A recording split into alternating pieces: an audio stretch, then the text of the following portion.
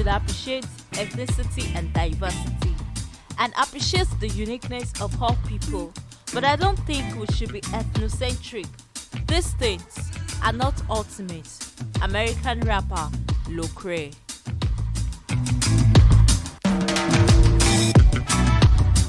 Good day, everyone. You're welcome to another episode of the Positive Moments with Victoria. And in case you're joining us for the very first time, kindly follow us on all our social media platforms at PME_music. We are live on Instagram, we're live on Facebook, on Twitter, and please engage us, engage our posts, engage our content. You can also subscribe to our YouTube channel, PME_music1TV. This episode is going to be on our YouTube channel, so you can drop your comments under the podcast. Even after listening to this podcast on any of the streaming platforms, you can still go to our YouTube channel to listen to the podcast and drop your comment. Moving ahead to today's gist, if you are someone who is very curious and inquisitive about your roots, about your culture, about your tribe, you must have been wondering how some things came to be, how some things became the norm, and you really want to know. I, for one, has been really curious about Kwara State, Ilorin in particular, of how out of all the Yoruba nations, out of all the Yoruba towns and cities, Ilorin is the only town who has an Emir instead of an Oba. We have Oba of Lagos, Oba of this, Oba of that, although we have some customized name for some of them, like Oshogo is called the Ata Oja, at the Oba of Ado is called the We of Ado, Ibadan, Olubadan, and Alafio for you, and all of that. Okay, those are customized names, but we know generally that they are all Oba and they are all Kabiyesi. But Ilorin does not have a Kabiyesi, does not have Oba. Ilorin has Emir, and Emir is attributed to the north. Only the northern states has Emir. So how come Ilorin also has Emir? So I was actually curious about that, and I know some of you are as curious as I am. So today I'm actually going to tell you how that came to be. Okay, so since you know that the Emir is attributed to the north, then something must have happened between the people of Ilorin and the northern region, in particular the Fulanis. The Fulani actually invaded Ilorin. There is an history, there was a background story. So before I go deep into the background story, I need to talk about the Fulani people, because the Fulani, most of the time when we say the north, the first thing that comes to mind is the Hausa people. But I need you to understand that the northern states consist of different tribes, which does not only house the Hausas, it also houses the Kanuris, the Fulanis, the Nupes, so many tribes, different tribes, but most of them actually speak the Hausa language. So it's always easy to generalize and call everybody Hausa, especially the Fulani people. So it was actually the Fulani people that invaded Ilorin. Okay, before I go into the story, who are the Fulanis? Where did they come from? Fulani live in West Africa region. Yes, we know that. They are in Nigeria.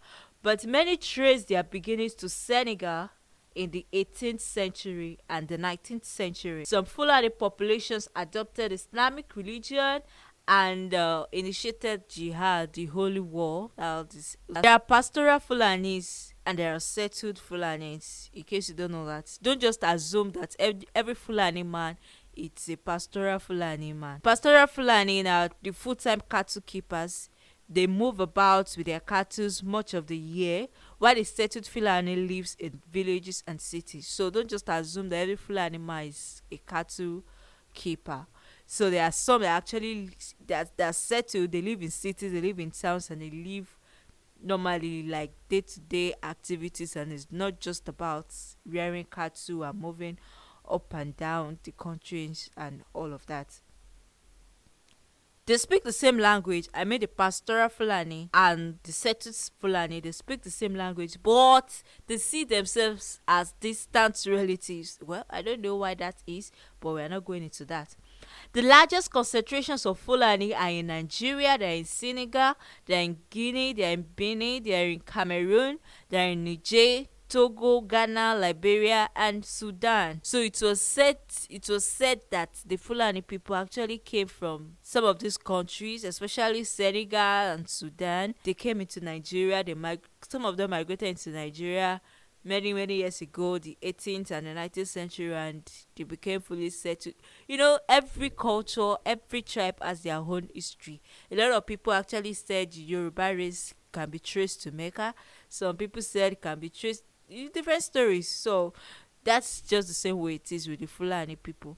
They can trace their origin to Senegal, to Sudan, and all of those countries. Okay, so the Fulani people came from the Middle East and they spread all over the West Africans. In 1804, Usman Danfodio began to preach a reformist ideology in the Hausa kingdoms, preached revolution against Hausa kings whom he felt were not following the way of Islam. Fulani took control of most Hausa states. The Fulani expansion was driven on both religious and political moves. So Usman Danfodio is a Fulani man, not an Hausa man, and he was the one who initiated the jihad war and all of that.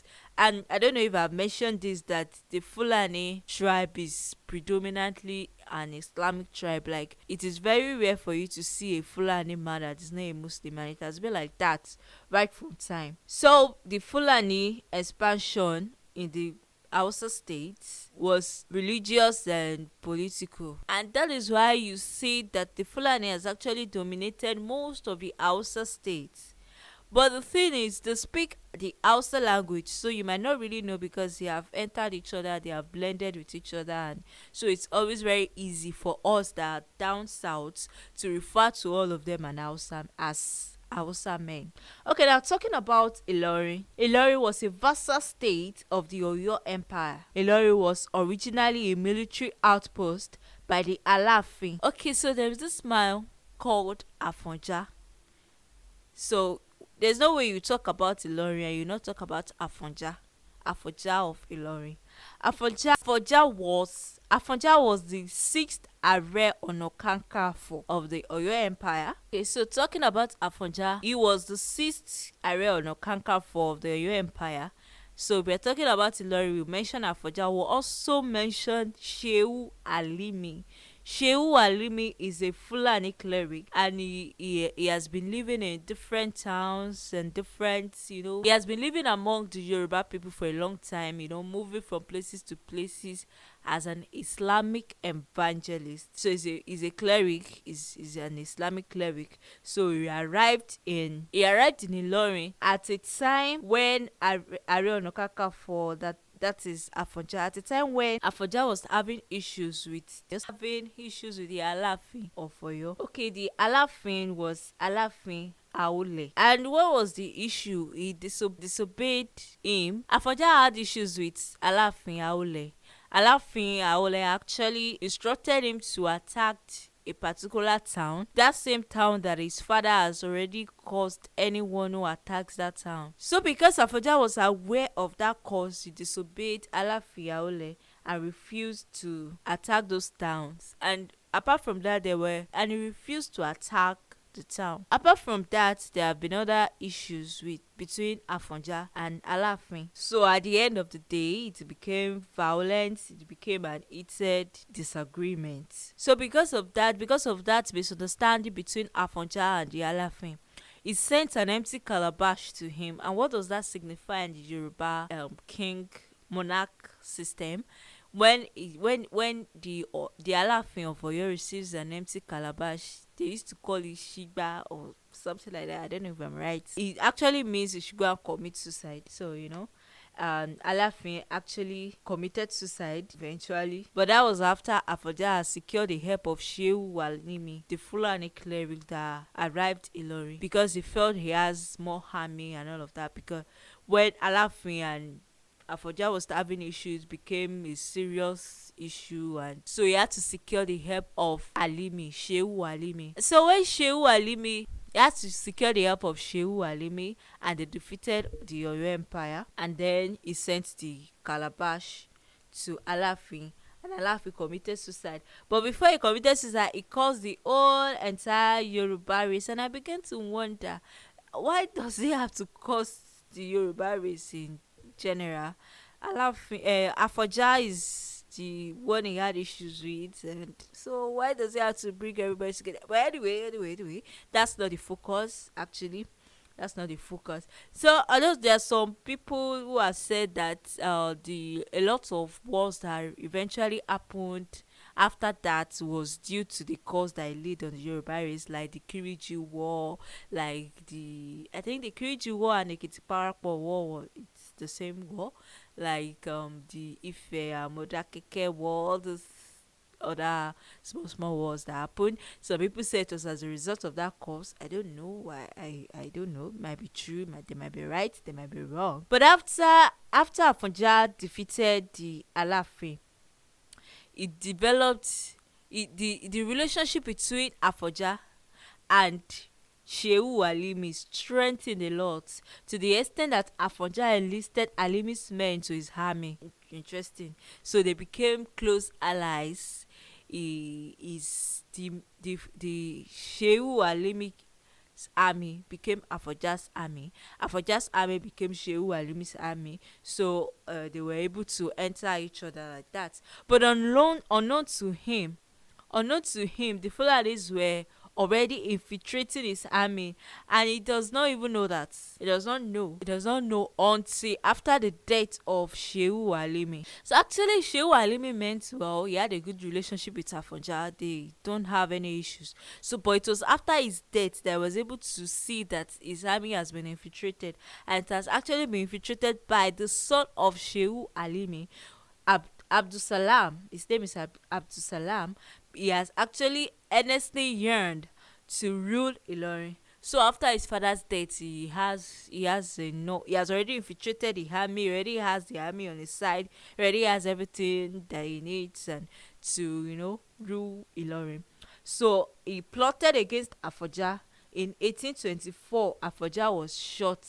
He was shot so many arrows till he died. Imagine. So Afoja actually secured the help of Shehu Alimi to defeat Alaafin of Oyo.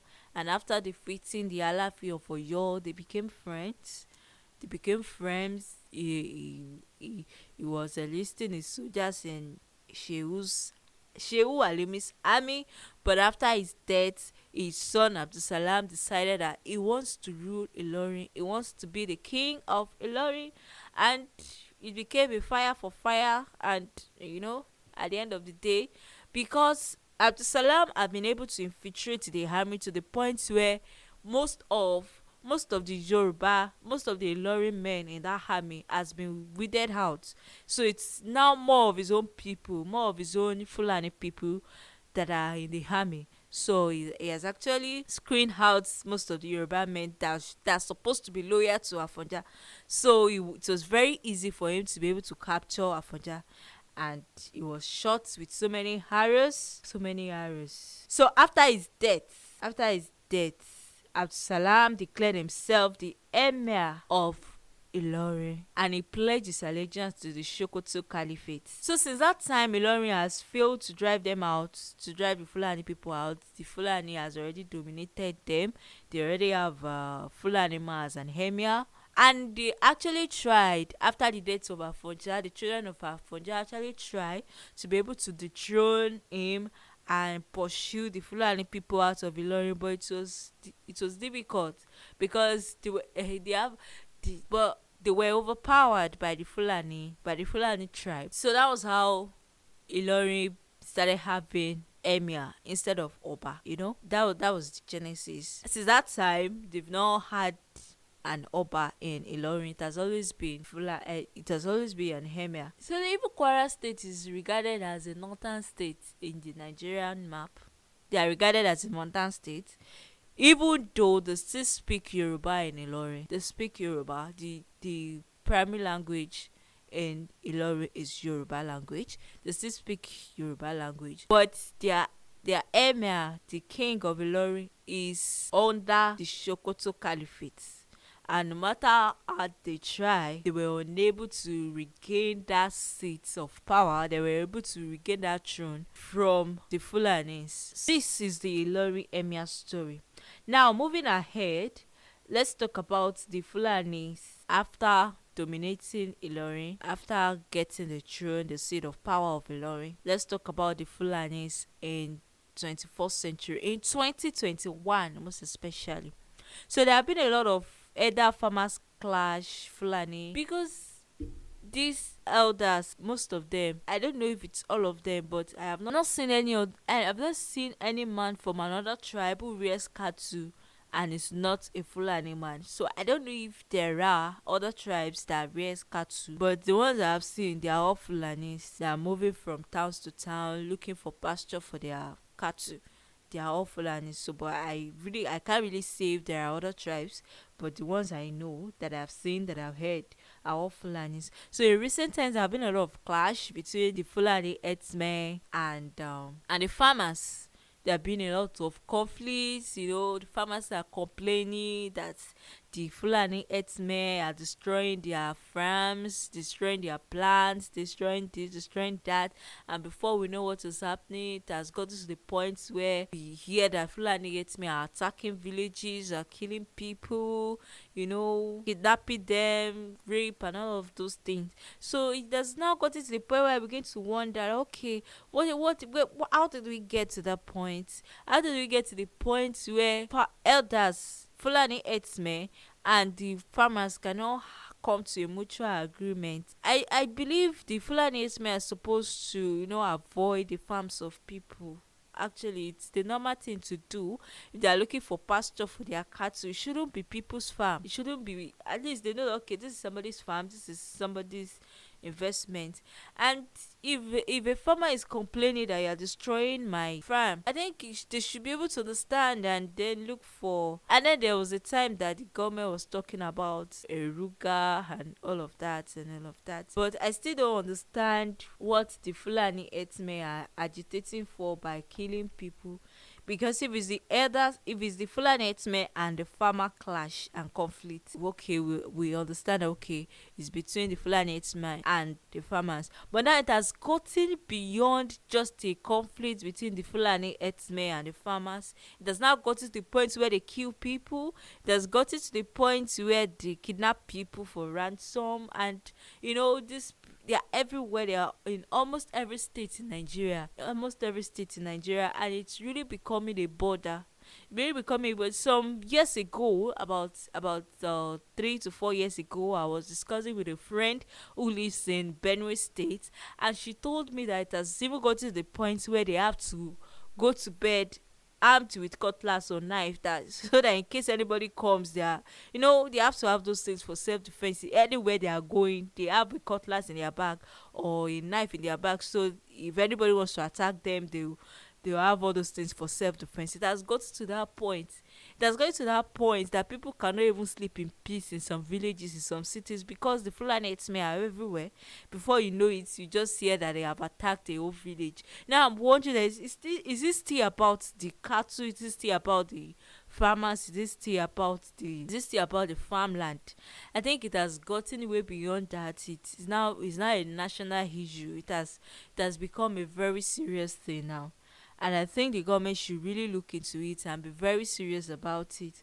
So in the last few days, we heard about a popular Yoruba figure who went to one of the states in Oyo State to give the Fulani people an ultimatum, a 7 days ultimatum to vacate that particular town. And his reasons were they were kidnapping people, they were killing people in that town, because he gave an instance of where someone who has been abroad for years came back and decided to invest in agriculture, and then some of these people went to the farm and destroyed a lot of things, and he tried to to stand up to them, and the next thing he was killed, all those things. And then there were a lot of operas. There have been a lot of operas after that. People were like, was it right to do that? Is that not him taking law into his hands? He's not a political officer. He's not the governor of the state. He doesn't have the right to do that. So people were like, no, he's doing the right thing, standing up for the Yoruba people. They have been killing people in different states and all of that. There were lots of discussions about that. And also those states there have been a lot of issues with Fulani Herdsmen and all of that. So the governor of those state actually had a meeting with he had a meeting. The southwestern governors had a meeting together, and in that meeting they agreed that the herdsmen should start registering their cattle. There should be there's they have a forest reserve that is meant for them, that they should not go beyond that forest reserve and all of that. They should register their cattle. There were a lot of things that were put in place, and all of that. But personally, I'm still wondering what the Fulani Herdsmen are agitating for, because you can't just say you can lead your cattle anywhere. You have to, you can't do that. This is 2021. Even cattle are not meant to be seen on the road in 2021. There is this particular place that is reserved for cattle. There are a lot of forest reserve. Even Sabisa Forest is a forest reserve on its own. So it shouldn't be a big deal, because I don't understand why they have to be killing people and oppressing people, kidnapping and rape, and it's really pathetic, because we already have a security issue we are dealing with in Nigeria. The Boko Haram and all of that. So now adding the Fulani, it has been going on for years, but we did not take cognizance of it. Why? Maybe because it has not really gotten to our state, because there was a time that it was very rampant in Benue State, but we that were up south, we really couldn't relate with it, because we felt like until when it started happening in our state, in our different southwestern states. I've heard of cases in Ekiti State, in Oyo State, in Osun State, in Ogun State, and it's now that we're now taking it seriously, because now it's the chicken has come home to roost, so it's affecting us personally now. But I think the national security issues in Nigeria should actually affect I think everybody in Nigeria should take the issues of the national security very seriously. We shouldn't just say because we are not in the north, or we are not in the east, or we are not, so it doesn't concern us because it's not happening in our state.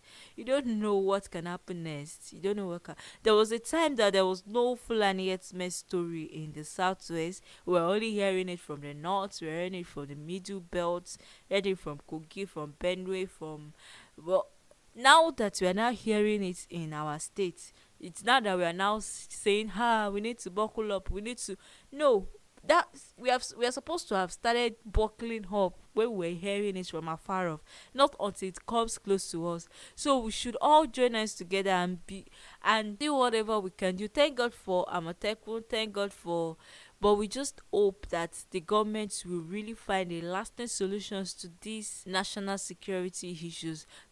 We still have Boko Haram that we are dealing with in Nigeria. These Fulani Herdsmen issues should not even be. They should be resolved. Whatever it is, it should be resolved. And Nigeria should know peace.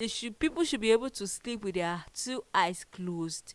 They shouldn't be sleeping armed with cutlass, armed with knife for self-defense in case anything happen, because you don't even know what can happen. People are traveling and they are getting stopped by Fulani Herdsmen on the way, and before you know it, you hear they've kidnapped them, they've raped them, they've killed them.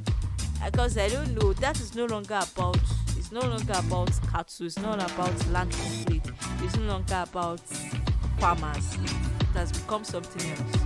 I don't know where they get their ammunition from. I don't know where they get their guns from. I don't know how. I don't know what. But I hope the government finds a lasting solution to this menace, because these security issues affect everybody, and nobody should be saying because it's not happening, it has not happened, because it has not happened to your family member or to somebody in your town, or it has not gotten to your own town or to your street or to your area, and you just decide to look away. Please, whatever is happening to anybody in Nigeria affects every one of us. We are one. I, for one, I still believe in Nigeria, and I still believe there will still be peace in Nigeria. This is the voice of Victoria, and you're still on to the positive moments with Victoria. Please don't forget to like our page on Instagram or Facebook at PME_music TV, and also follow us on Twitter, and also subscribe to our YouTube channel PME_music 1 TV. And as you're doing that, as you're subscribing, also drop your comment, because this episode is also going to be on that. On this episode is going to be on the YouTube channel. So kindly drop your comments about today's topic. What do you think? What are your thoughts? Are your opinion? Let us know. Alright, thank you so much for staying with me, staying with us, staying with both crew, production, crew, and everybody. Thank you so much. Until you hear my voice next time.